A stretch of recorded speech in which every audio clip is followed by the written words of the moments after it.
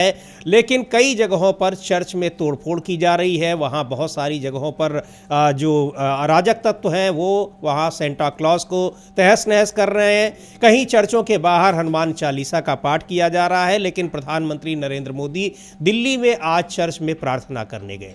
और उधर कई सारे मुद्दों पर सरकार किस तरह से लगातार घिरी हुई है और अपराधियों को बचाने के, संरक्षण देने के उस पर आरोप लग रहे हैं। लेकिन पहले बात करते हैं अरावली की कि किस तरह से सरकार को अपना फैसला वापस लेना पड़ा। आरोप लग रहे थे कि सरकार ने यह फैसला किया है, यानी अरावली पर्वत को के खनन का रास्ता साफ किया है, और खनन का रास्ता इसलिए साफ किया गया है क्योंकि उसे अपने करीबी लोगों को, खास उद्योगपतियों को, खास लोगों को पूरा का पूरा अरावली का पट्टा देना था। दिल्ली, राजस्थान, हरियाणा के कई इलाकों में अरावली पर्वत श्रृंखला फैली हुई है, लेकिन अब विरोध के बाद सरकार को अपना ये फैसला वापस लेना पड़ा है। अब अरावली के जो दिया गया था, सरकार ने जो वहाँ पर परिवर्तन किए थे, अपने ही उस फैसले को वापस लिया है कि किसी भी तरीके से अब वहाँ आगे कोई खनन के पट्टे नहीं दिए जाएंगे, यानी उसका खनन नहीं किया जाएगा, उसको संरक्षित किया जाएगा।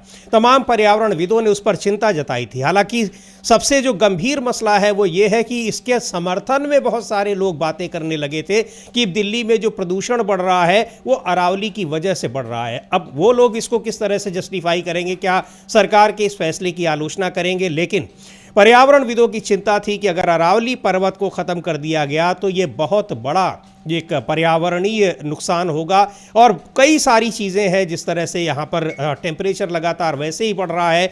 अरावली थार के मरुस्थल की हवाओं को यहाँ पर रोकने का काम करती है, तो पूरा जो पर्यावरण संकट है वो बहुत बढ़ जाएगा। वैसे ही पहले पर्यावरण संकट बढ़ा हुआ है। अब सरकार ने ये फैसला वापस लिया है, लेकिन सरकार ने ये फैसला दबाव में लिया, विरोध में लिया। ज़बरदस्त तरीके से सेव अरावली नाम से हैशटैग चल रहा था और पूरा देश भर में इसके खिलाफ आंदोलन हो रहे थे। हाँ बिल्कुल समीर जी, पूरे देश भर में इसके खिलाफ आंदोलन हो रहे थे और बड़े एक देशव्यापी आंदोलन की इसमें तैयारियां हो रही थीं जी। और प्रतिरोध काफ़ी ज़्यादा होता और आरोप लग रहे थे कि भारतीय जनता पार्टी के जो कुछ मित्र हैं उनको खनन कराने के लिए नियम जो थे वो बदले गए जी। हालांकि इससे पहले समीर जी एक खबर ये आई है और एक अंग्रेजी अखबार है उसने उसको बहुत प्रमुखता के साथ प्रकाशित भी किया है कि 2010 में ये जो 100 मीटर की परिभाषा थी इसको सुप्रीम कोर्ट ने नकार दिया था।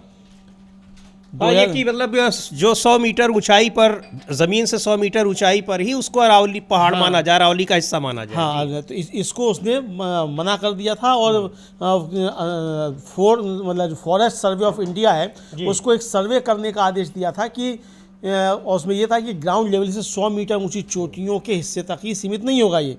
और इस सर्वे में अरावली की 3 डिग्री ढलान की परिभाषा दी गई थी। 19 फरवरी 2010 को सुप्रीम कोर्ट ने कहा था कि राजस्थान राज्य द्वारा दी गई परिभाषा के अनुसार केवल वही चोटियां पहाड़ियों के हिस्से जो ग्राउंड लेवल से 100 मीटर ऊपर हैं उन्हें अरावली हिल्स माना जाएगा, जो इस अदालत को मंजूर नहीं है। यानी सुप्रीम कोर्ट को ये परिभाषा मंजूर नहीं थी राजस्थान राज्य की जी। और कोर्ट ने एफएसआई को कोर्ट की सेंट्रल एम्पावर्ड कमेटी सीईसी और राजस्थान के साथ मिलकर सैटेलाइट इमेजनरी के आधार पर राजस्थान राज्य में पूरी पहाड़ी रेंज जो है उसका असेसमेंट करने को कहा था। तो ये समझिए जी जो सुप्रीम कोर्ट ने 2010 में कहा था, अब वो सरकार का दबाव रहा हो या सरकार ने समझा लिया हो, इसको जो था वो स्वीकृत कर दिया गया कि वही 100 मीटर के दायरे वाली जो बात आ गई। लेकिन अब जो है कल दबाव में सरकार को बैकफुट पर आना पड़ा है मोदी सरकार को और एक अधिसूचना जारी करनी पड़ी है कि नए खनन के पट्टे नहीं दिए जाएंगे। ठीक है, नए ये अब बराबर में हमारे चल रहा है पीडीपी में नए खनन के पट्टे तो नहीं दिए जाएंगे, तो बिल्कुल ठीक है, नए खनन के पट्टे नहीं दिए जाएंगे। लेकिन क्या ये 100 मीटर वाली परिभाषा है इसको सरकार ने वापस लिया है कि नहीं लिया है? जी हाँ, ये सवाल है। बिल्कुल, आपने आज कहा है कि नहीं लेंगे, कल को क्या आप कह देंगे होंगे पट्टे? इसलिए जो है ये जब तक ये नहीं हुआ तो ये पूरी जीत एक तरह से नहीं समझी जा सकती है। ये दबाव चूंकि ज़्यादा बढ़ा तो इसलिए उसके सामने झुकना माना जा रहा है। कल को बिना किसी विज्ञप्ति के और पट्टे देना शुरू भी कर दिए जाएंगे। बिल्कुल, तो क्योंकि वो उसमें अरावली की परिभाषा का भी एक बड़ा सवाल है जो आप बता रहे हैं लेदू जी कि वो 100 मीटर की वो के ऊपर का ही हिस्सा जो है अरावली का हिस्सा माना जाएगा। तो फिर अब खनन के पट्टे नहीं दिए जाएंगे, लेकिन 100 मीटर की अगर परिभाषा माना जाएगा तो उसके नीचे के पट्टे दे दिए जाएंगे। नीचे। यानी अभी उसको इस तरह से पूरी तरह से बैकफुट पर आई जरूर है सरकार, लेकिन वास्तव में जिसका विरोध हो रहा था उस मुद्दे पर पूरी तरह से, यानी उसका स्पष्ट रूप से उसको वापस नहीं लिया है, यह कहा जा सकता है। हाँ, स्पष्ट रूप से वापस नहीं ये कहा जा सकता है। और ये स्पष्ट नहीं है कि ये तो कहा है आपने कि अरावली की पहाड़ियों में मतलब नहीं दी जाएगी अनुमति, लेकिन जो पहाड़ियों की परिभाषा है वो आपने 100 मीटर मानी है कि नहीं? ये है कि 100 मीटर से कम, तो इसका मतलब 100 मीटर से कम है तो आप दे देंगे, कहेंगे ये तो हमने कहा था अरावली की पहाड़ियों पर नहीं दी जाएगी, तो 100 मीटर से ऊपर नहीं दी जाएगी, तो ये आप कह देंगे। तो ये अभी स्पष्ट नहीं है। तो जब तक ये स्पष्ट नहीं हो सरकार के उसमें कि 100 मीटर से कम पर भी खनन नहीं होगा, तब तक ये इसको नहीं समझा। हो सकता है कि ये एक गुस्से को शांत करने के लिए ये फौरी विज्ञप्ति जारी कर दी गई हो, लेकिन मंशा दूसरी ही हो। जी बिल्कुल, यहाँ पर यह है कि इतनी नाराजगी थी, गुस्सा था, तो उसको एक तरीके से न्यूट्रलाइज करने के लिए और सरकार ने अपना कदम खींचे हैं, बैकफुट पर आई है। लेकिन वास्तव में जिस बात का विरोध हो रहा है, यानी जो सेव अरावली को बचाने की जो मुहिम है, अभी भी इस विज्ञप्ति से, सरकार की इस विज्ञप्ति से ऐसा साफ नहीं है कि वो उसको बचाने की मंशा उसकी है या नहीं है। तो बहुत सारी चीज़ें हैं, अभी इसको लेकर भी बहुत प्रतिक्रियाएं आएंगी, पर बैकफुट पर आई ज़रूर है। पर्यावरणविदों के, लोगों के और आम जनता इसके खिलाफ जिस तरीके से थी, तो सरकार को अपना ये कदम वापस लेना पड़ा है। और इधर आज 25 दिसंबर है, क्रिसमस का त्यौहार पूरी दुनिया में मनाया जा रहा है, भारत में भी मनाया जा रहा है। लेकिन हर साल की तरह इस बार भी क्रिसमस के पहले जो तमाम हिंदूवादी संगठन जिस तरह से करते हैं, कई जगहों पर चर्चों में तोड़फोड़ की खबरें, कई जगहों पर जहां क्रिसमस मनाया जा रहा है उन आयोजन स्थलों पर तोड़फोड़ की खबरें, चर्चों के बाहर हनुमान चालीसा के पाठ करने की खबरें देश के अलग अलग हिस्सों में आ रही हैं। और इधर प्रधानमंत्री नरेंद्र मोदी क्रिश्चियन कम्युनिटी के साथ दिल्ली में चर्च में गए और वहां उन्होंने प्रार्थना सभा में हिस्सा भी लिया। अब इसको ये आप देख सकते हैं, ये तस्वीरें, प्रधानमंत्री नरेंद्र मोदी वहां पहुंचे हुए हैं दिल्ली के चर्च में और वहां प्रार्थना सभा में हिस्सा ले रहे हैं। लेकिन दूसरी ओर तमाम जगहों पर, और इसको एक केवल लॉ एंड ऑर्डर की बात नहीं, चूंकि ये हर साल होता है, लेकिन कई जगहों पर जहां खास तौर पर बीजेपी और एनडीए शासित सरकारें हैं, अमलेंदु जी, ज़्यादातर खबरें वहीं से आ रही हैं, चाहे वो छत्तीसगढ़ हो, उत्तर प्रदेश हो, हरियाणा हो, इस तरह की जगहों से खबरें आ रही हैं कि वहां चर्चों पर और आयोजन स्थलों पर हमले किए गए हैं। हाँ, बिल्कुल समीर जी, जहाँ बीजेपी से शासित राज्य है वहाँ इस तरह की खबरें आती हैं। और आपको याद होगा कि मोदी जी की सरकार जैसे ही बनी थी उसी समय दिल्ली में भी चर्च जलाए जाने की घटनाएं आई थी और उसको लेकर फिर अंतर्राष्ट्रीय जो था वो काफ़ी ज़्यादा मलानत हुई थी। और मणिपुर में जिस तरीके से हुआ समीर जी, वहाँ भी काफ़ी 200 से ज़्यादा गिरजाघर वहाँ जलाए गए। और कहा जाता है कि इसको लेकर ट्रंप जो थे वो मोदी से बहुत ज़्यादा नाराज़ भी थे। और शायद जब वहाँ गए हैं तो कुछ कहा भी है ट्रंप ने, पता नहीं कहा है कि नहीं कहा है, हमें नहीं मालूम, लेकिन जो चर्चाएं हैं वो ये चर्चाएं हैं कि ट्रंप ने काफ़ी कुछ अपनी नाराज़गी इसको लेकर जताई। और अब प्रधानमंत्री जो है वो तो पहुँच रहे हैं चर्च में, लेकिन उनके भक्त जो हैं वो चर्चों पर हमले कर रहे हैं।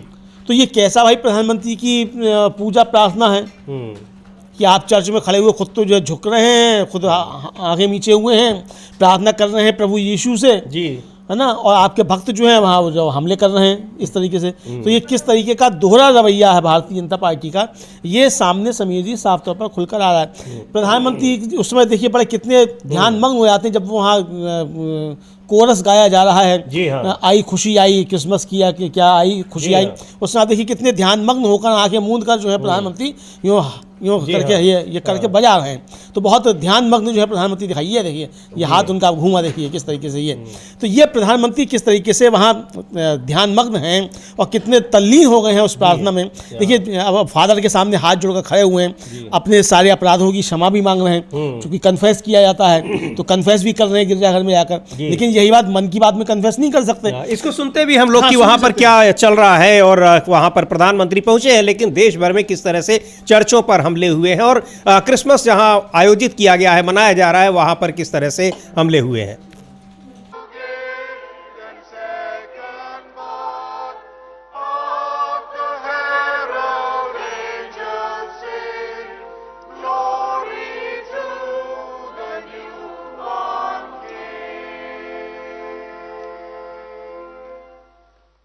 Father, we still our hearts before you on this Christmas morning. we give you thanks for the gift of your only Son, Jesus, who came as a Savior to save us from our sins, to give us a hope, the hope of life here in this world, life abundant, and life eternal in the world to come. We thank you for sending your Son as the Prince of Peace. And Lord, we pray for your peace in our world. This morning we pray particularly for our Honorable Prime Minister, Shri Narendra Modi ji, that you would anoint him afresh with your Holy Spirit. Empower him, Lord. Father, we know that those whom you call, you also equip. And we know, Lord, that you have called him for this important task of leading our great nation. And so, Father, I pray for a double portion of your wisdom, your understanding, your discernment, that he would lead this nation in the paths of truth, of justice, of righteousness, and Lord, that you would bless him. Amen. तो ये प्रधानमंत्री दिल्ली के church में पहुंचे, लेकिन यहाँ देश भर में चर्चों पर हमले की खबरें आ रही हैं और इसीलिए ये कहा जा रहा है कि आखिर वहाँ पर सरकारें रोक नहीं पा रही हैं या इस तरह के लोगों को ऐसी छूट मिली हुई है, क्योंकि ये हर साल होता है। और पुलिस प्रशासन क्या करता है जब वहाँ इस तरह के लोग आते हैं और सज़ा उनको क्यों नहीं दी जाती है? बहुत सारे सवाल उठते हैं। संगठित तरीके से ये सारी चीज़ें होती हैं, लेकिन उस पर कंट्रोल नहीं किया जाता और ज़्यादातर उन जगहों से ये खबरें आ रही हैं जहां बीजेपी शासित जो राज्य हैं। अमलेंदु जी, हाँ बिल्कुल, बीजेपी शासित राज्य हैं, ये वहाँ से ज़्यादा खबरें आती हैं और कई इस पर रिपोर्ट्स भी समीर जी आ चुकी हैं और इसमें तमाम नागरिक संगठन जो हैं, मानवाधिकार संगठन जो हैं, उन्होंने कई अपनी रिपोर्ट्स जारी की हैं और एक यूनाइटेड क्रिश्चियन फोरम है, उसके अनुसार हाल के वर्षों में ईसाइयों के खिलाफ हिंसा और चर्चों पर हमलों की शिकायतों में वृद्धि देखी गई है। और ये घटनाएं जो हैं वो अक्सर छत्तीसगढ़, उत्तर प्रदेश जैसे राज्यों से अधिक रिपोर्ट की जाती हैं, ये सामने आया है।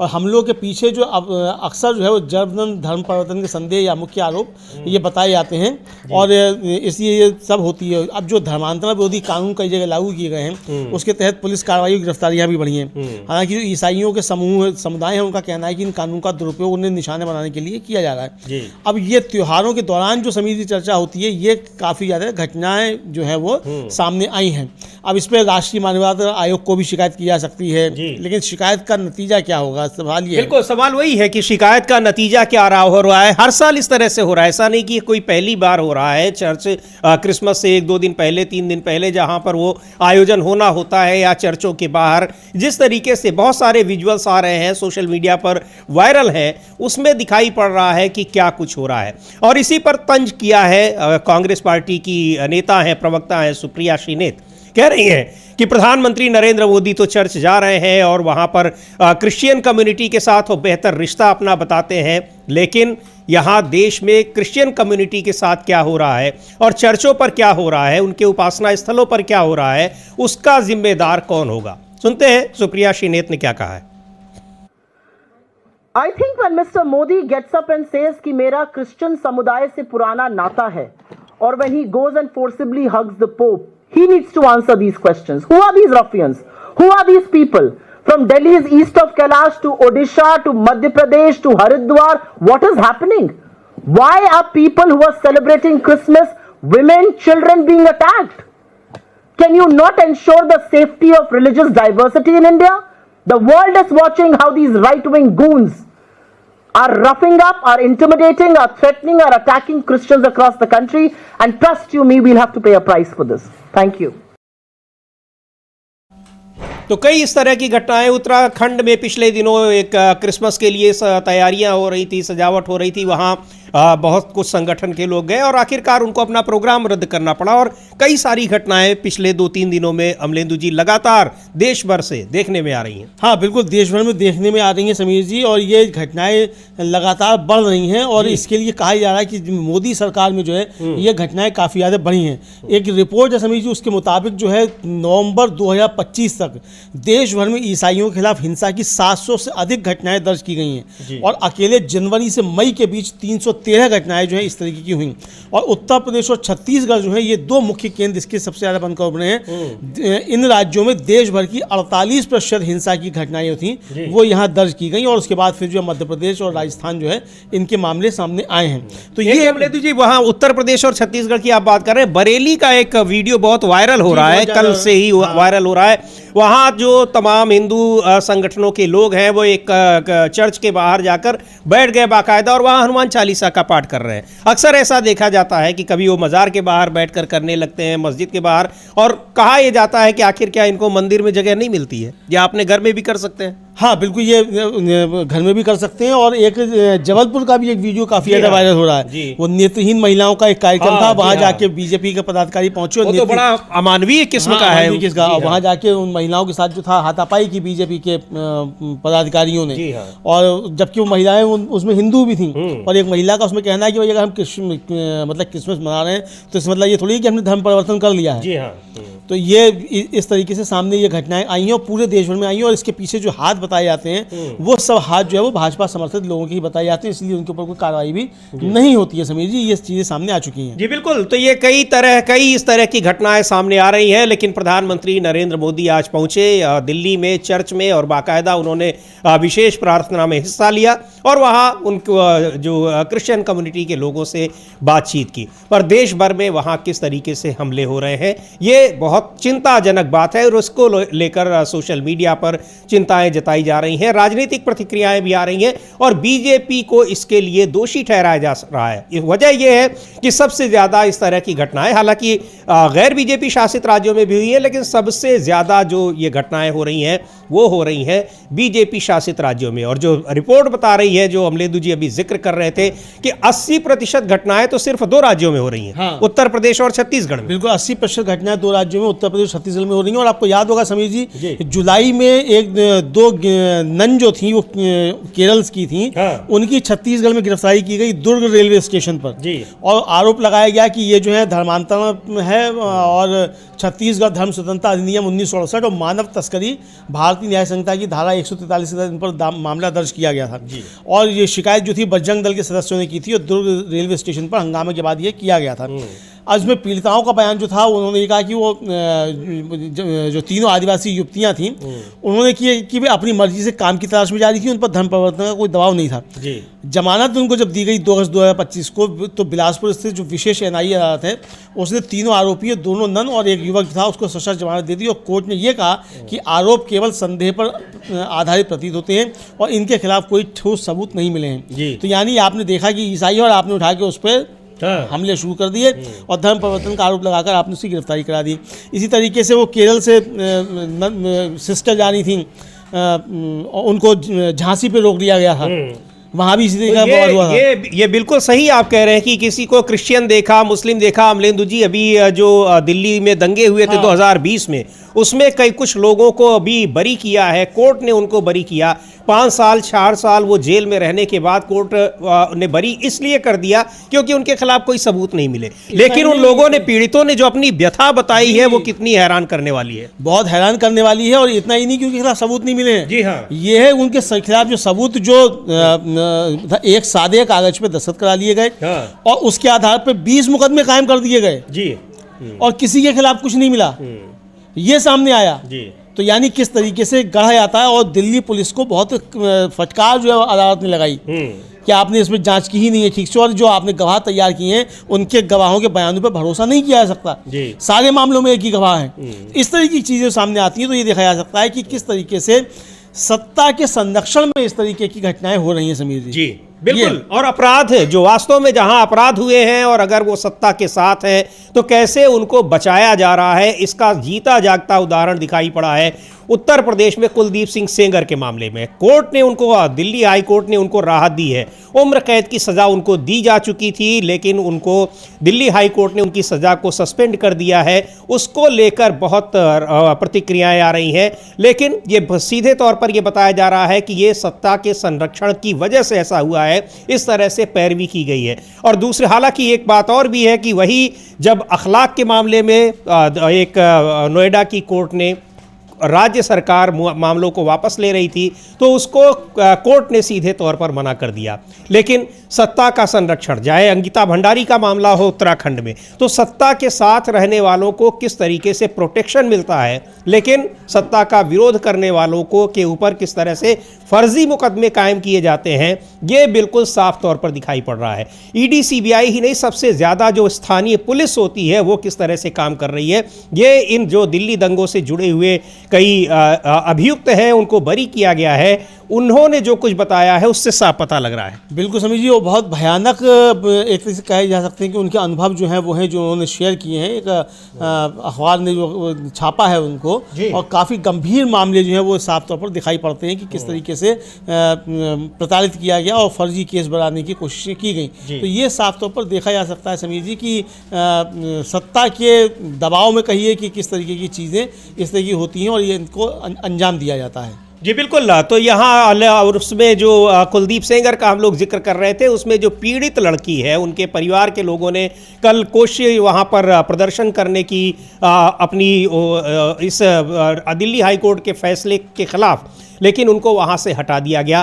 फिर वो राहुल गांधी और सोनिया गांधी से मिलने के लिए गई पीड़ित लड़की, और उसने मीडिया से बात भी की। क्या कुछ कहा उसको सुन लेते हैं, और किस तरीके से अगर ऐसा रहा तो न्यायिक प्रक्रिया से भरोसा लोग कैसे कर पाएंगे, कैसे बरकरार रहेगा, ये बहुत बड़ा सवाल है। सुनते हैं उस पीड़ित लड़की का, उन्नाव में जो घटना हुई थी, और उसमें बीजेपी के उस समय के विधायक थे कुलदीप सेंगर, वो मुख्य अभियुक्त थे। आखिरकार उनको उम्र कैद की सज़ा हुई, लेकिन दिल्ली हाई कोर्ट ने उनकी सज़ा को निलंबित कर दिया है, सस्पेंड कर दिया है।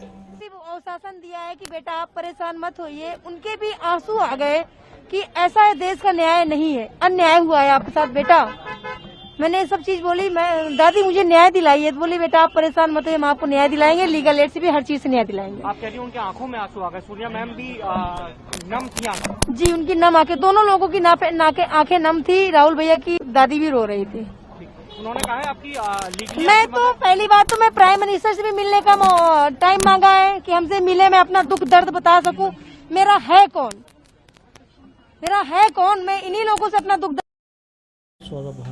तो ये यहाँ पर किस तरह से पीड़ित, उसने प्रधानमंत्री से भी मुलाकात करने का समय मांगा और दूसरे लोगों से भी, लेकिन नहीं समय मिला, पर राहुल गांधी और सोनिया गांधी से मुलाकात हुई।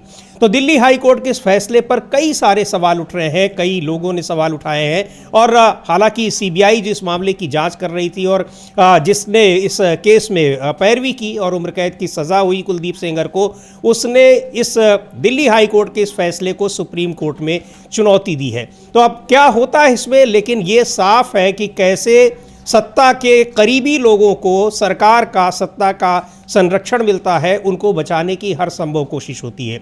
ये जब 2017 में ये मामला आया था उन्नाव का, उस समय भी कुलदीप सेंगर को, उस समय तो वो विधायक थे भारतीय जनता पार्टी के, सत्तारूढ़ पार्टी के, उनको जमकर बचाने की कोशिश हुई थी। जल्दी उनके खिलाफ एफआईआर तक दर्ज नहीं कराई गई, और एफआईआर दर्ज होने के बाद भी गिरफ्तारी नहीं हुई, यानी आखिरी दम तक उनको बचाने की कोशिश की गई थी। अमलेंदु जी। हाँ बिल्कुल समीर जी, आखिरी दम तक जो थी वो उनको बचाने की कोशिश की गई थी, और सत्ता के संरक्षण उनको खूब मिला। और इतना सत्ता का संरक्षण था समीर जी कि जब कुलदीप सिंह सेंगर का टिकट कटा तो उनकी पत्नी को बीजेपी ने टिकट दे दिया। हाँ, जी हाँ। तो ये लगातार सवाल उठ रहे हैं कि भारतीय जनता पार्टी किस तरीके से यौन अपराधियों के संरक्षण में खड़ी रहती है, ये साफ तौर पर देखने में आया। इसी तरीके से अंकिता भंडारी का मामला, उसमें बीजेपी एक सांसद और पार्टी के पदाधिकारी भी हैं। हाँ। उनका नाम एक बीजेपी की पदाधिकारी ही ले रही हैं। जी हाँ, कि हाँ, एक बीजेपी की विधायक की पत्नी है। हाँ, शायद हाँ, उन्होंने कहा है, उन्होंने कहा है। तो वो नाम ले रही है। तो ये इस तरीके के सामने आया। चिन्मयानंद के ऊपर आरोप थे, उनका तो मुकदमा ही वापस ले लिया सरकार ने। जी। ये आप देखिए उनका ले लिया। इसी तरीके से ब्रजभूषण शरण सिंह के समर्थन में बीजेपी लगातार खड़ी रही।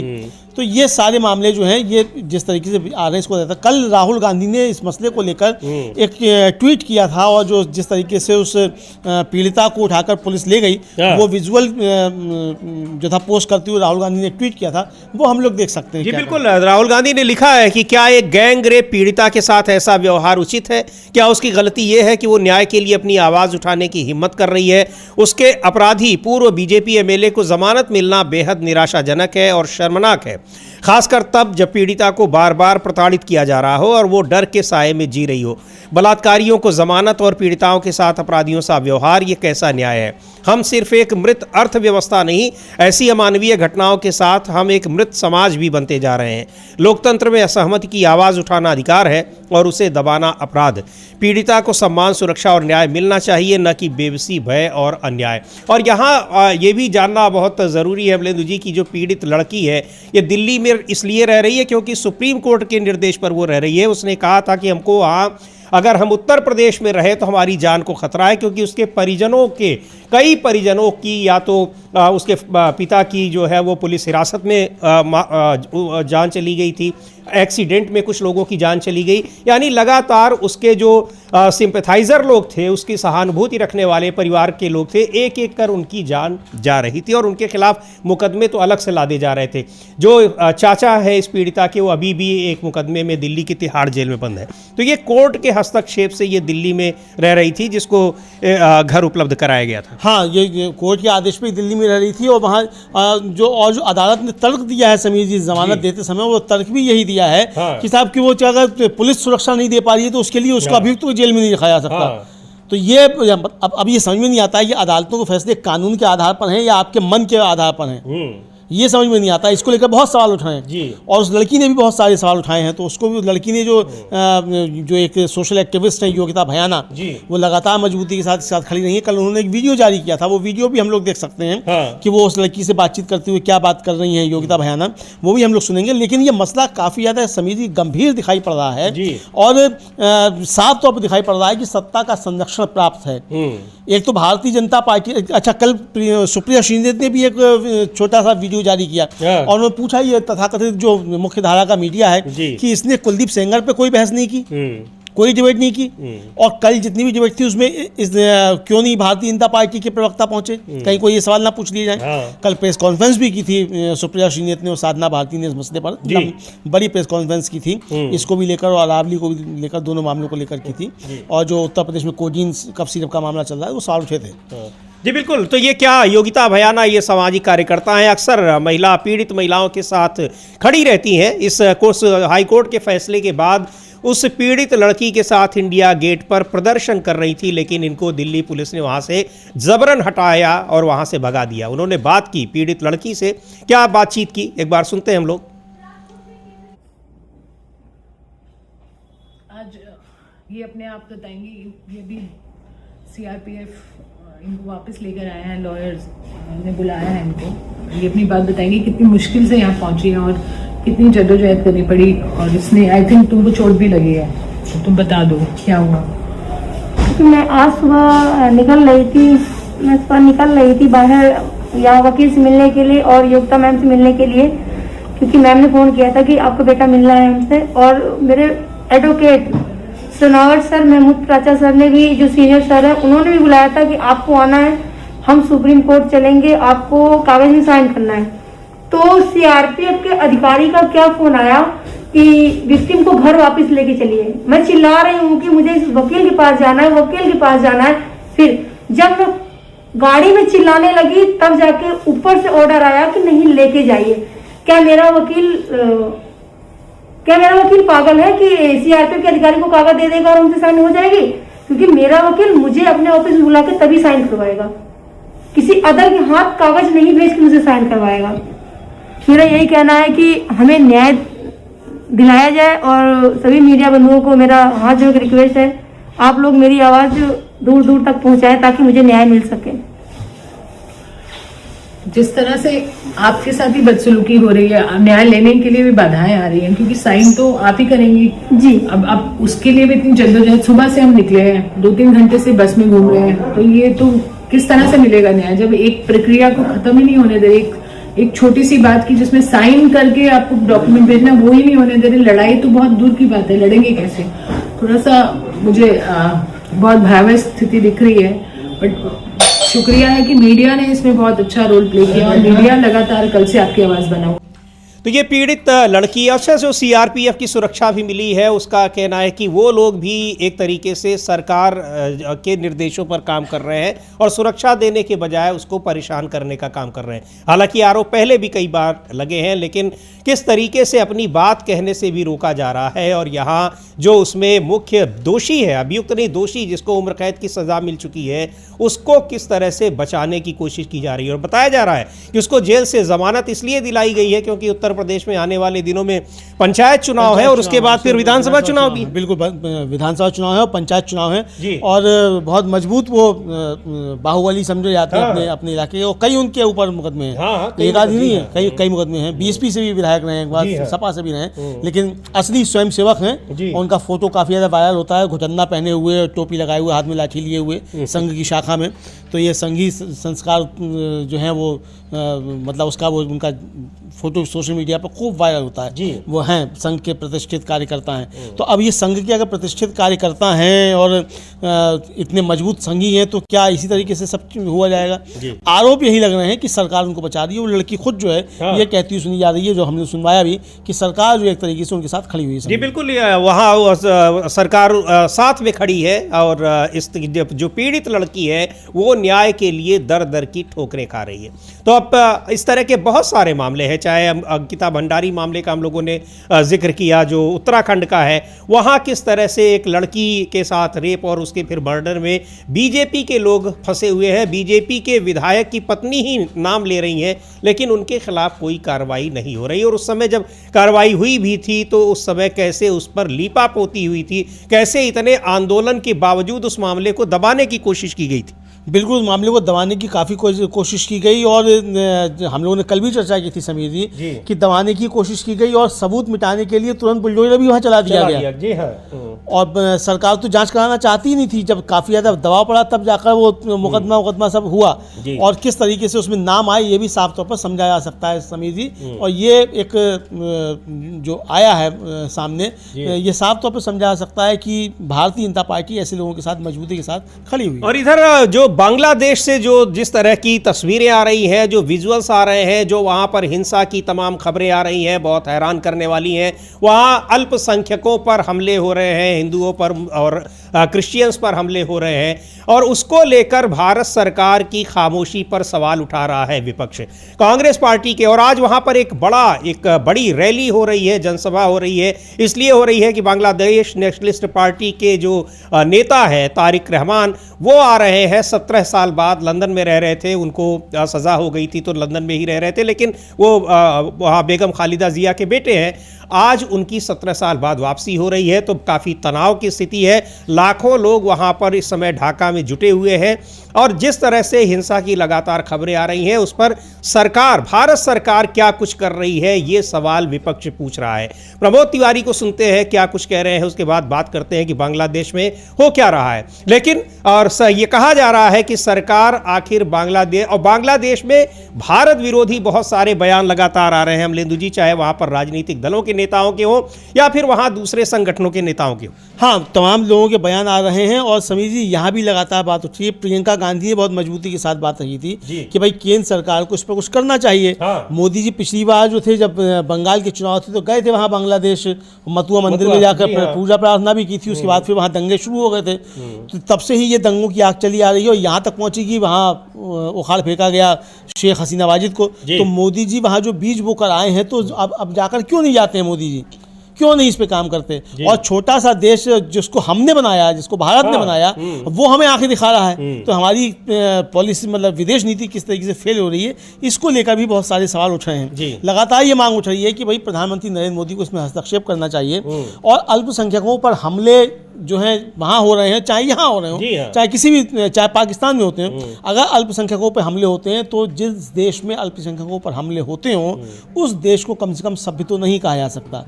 तो ये सवाल तमाम उन देशों के ऊपर है जहाँ अल्पसंख्यकों पर हमले होते हैं। आखिर ऐसा क्या है कि बांग्लादेश में इतने हमले हो रहे हैं? और यहाँ की सरकार खामोश बैठी हुई जी है। बिल्कुल। तो सुनते हैं कांग्रेस नेता राज्यसभा सदस्य प्रमोद तिवारी क्या कह रहे हैं। मोदी सरकार की कमजोरी, उनकी विदेश नीति के भटकाव, गलत नीति निर्धारित करने के कारण आज देश के सामने संकट है। हिंदुओं का जिस तरीके से वहां पर एक तो कत्लेआम जिस तरह मारा गया है, मंदिरों को तोड़ा गया है, चर्च को तोड़ा गया है,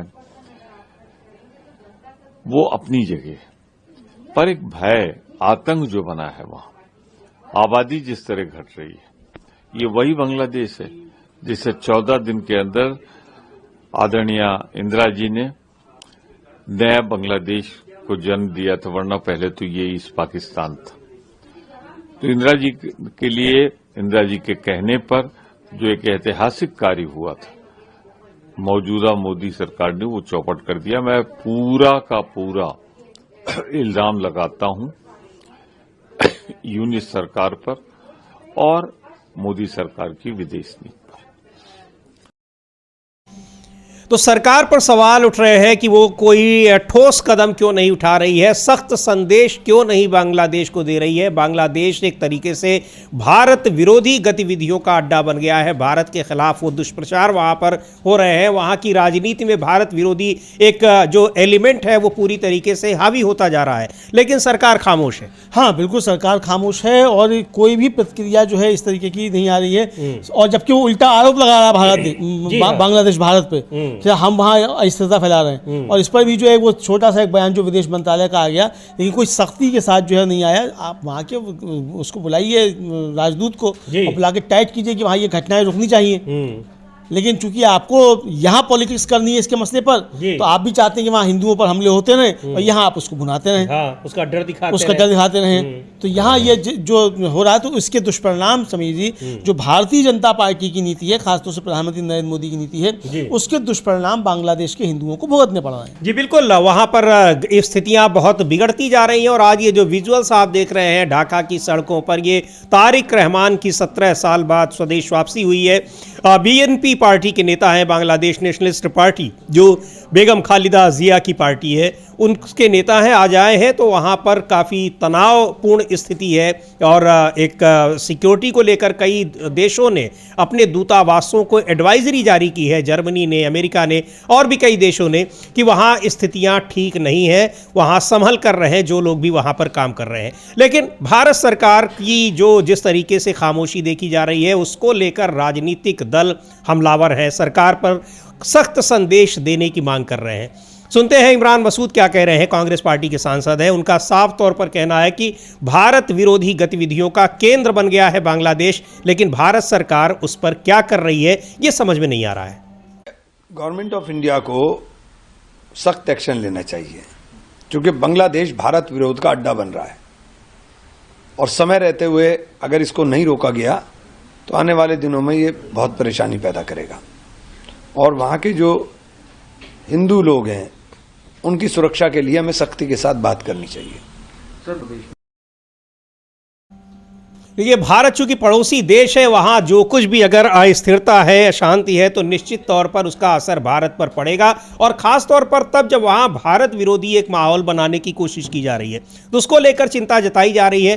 कांग्रेस सांसद शशि थरूर ने भी इसको लेकर चिंता जताई है, सरकार से मांग की है। लेकिन सरकार अभी तक तो ऐसा नहीं दिखाई पड़ रहा है कि वो क्या कुछ कर रही है, कोई सख्त एक्शन, सख्त मैसेज देने की कोशिश कर भी रही है या नहीं कर रही है। हाँ बिल्कुल, ये सख्त कोई एक्शन करने की कोशिश मतलब कर रही है नहीं कर रही है, ये भी साफ तौर पर समीर जी आ गया है सामने। और ये साफ तौर पर देखा जा सकता है कि जो भी एक्शन की बातें हो रही हैं वो हवाई हो रही हैं, और एक्शन के बजाय यहाँ उस पर राजनीति जो है गर्म की जा रही है कि पश्चिम बंगाल का चुनाव लड़ना है तो वहाँ पश्चिम बंगाल का चुनाव लड़ने पहुँच जाए, वहाँ हिंदुओं पर हमले होते हैं, भारतीय जनता पार्टी यहाँ उसका फ़ायदा उठाती रहे।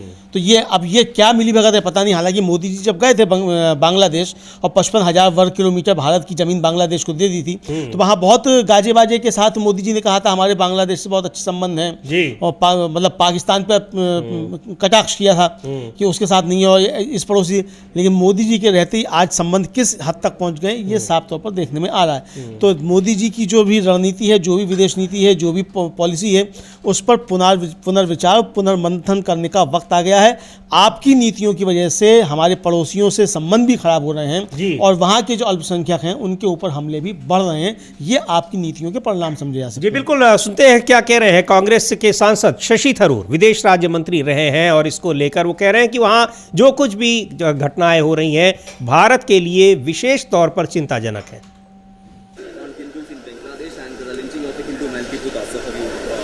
Look, it's a very serious problem because obviously from our point of view, we want Bangladesh to be stable and calm, and we do want the minorities there to feel safe. This lynching was truly an outrage because it was completely unwarranted. There was no question of any act of blasphemy by this person, and he even was in the custody of the police. He should not have been handed over to the mob and lynched in this horrible way. But the other disturbances across the streets in many parts of Bangladesh, including protests outside our consulates, which we call assistant high commissions there, all of this have created, unfortunately, an atmosphere which is not conducive to the kind of calm and stability we would all like to see leading up to the elections that are scheduled for February.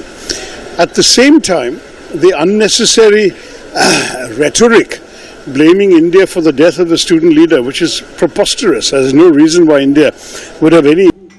तो वहाँ की स्थितियाँ चिंताजनक है कह रहे हैं, और ये भी कह रहे हैं जो बांग्लादेश में आरोप लग रहे हैं कि भारत जिम्मेदार है, कह रहे हैं कि ऐसा कोई बांग्लादेश में अस्थिरता पैदा करने में भारत की कोई दिलचस्पी नहीं है, कोई कारण इसके पीछे नहीं है, और इसने अल्पसंख्यकों के प्रति दुश्मनी का माहौल भी बनाया है, जिससे जाहिर है पूरे देश में चिंताएं बढ़ गई हैं। तो सबको उसको लेकर चिंताएं हैं, लेकिन एक पड़ोसी देश जिसकी भारत से एक लंबी सीमा लगी है, नॉर्थ ईस्ट के कई राज्यों की सीमा वहाँ से लगती है, उस पर सरकार जिस तरह से जो कार्यशैली दिखाई पड़ रही है, भारत की विदेश नीति जो दिखाई पड़ रही है, उसको लेकर सवाल उठ रहे हैं।